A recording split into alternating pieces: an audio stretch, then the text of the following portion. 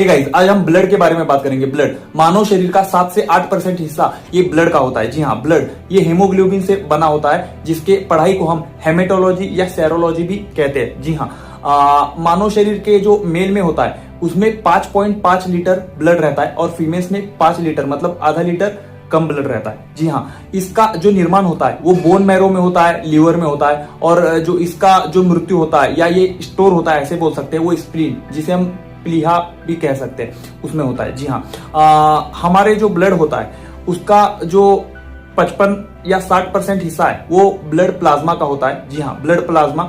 और जो बाकी के होते हैं वो होते हैं कार्पल्स, जिसमें आरबीसी, डब्ल्यूबीसी और प्लेटलेट्स रहते हैं। जो प्लाज्मा का हिस्सा होता है वो 55 से 60% होता है, और जो आरबीसी होता है उसको हम इरिथ्रोसाइट कहते हैं, साइंटिफिक नाम है उसका, और उसका जीवन काल 120 दिन होता है। वो मानव शरीर में 5 मिलियन तक होता है। 2 नंबर में जो रहता है डब्ल्यूबीसी, व्हाइट ब्लड सेल्स कहते हैं उसे, उसका जीवन काल 3 से 4 दिन तक होता है, और उसका जो ये होता है मतलब क्वांटिटी वो 10,000 होता है मानव शरीर में। जी हाँ, और इसका जीवन काल 3 से 4 दिन ही होता है। 3 नंबर में होता है प्लेटलेट्स, इसका जीवन काल 7 दिन होता है, और ये मानव शरीर में 2 लाख तक रहता है। प्लस ब्लड का जो ये है मतलब कार्य है वो कुछ इस तरह है कि जो हम जो ऑक्सीजन लेते हैं और CO2 मतलब कार्बन डाइऑक्साइड छोड़ते हैं, उसमें भी ब्लड का अहम योगदान है। और जो पोषक तत्व मतलब कि न्यूट्रिशन हम जो लेते हैं उसमें भी ब्लड का मेन योगदान है। और ब्लड का योगदान ये भी है कि जो भी हमारा जो गंदा पदार्थ होता है उसको किडनी तक लेके जाने का काम भी ब्लड ही करता है। जी हाँ, ये सब काम है ब्लड के।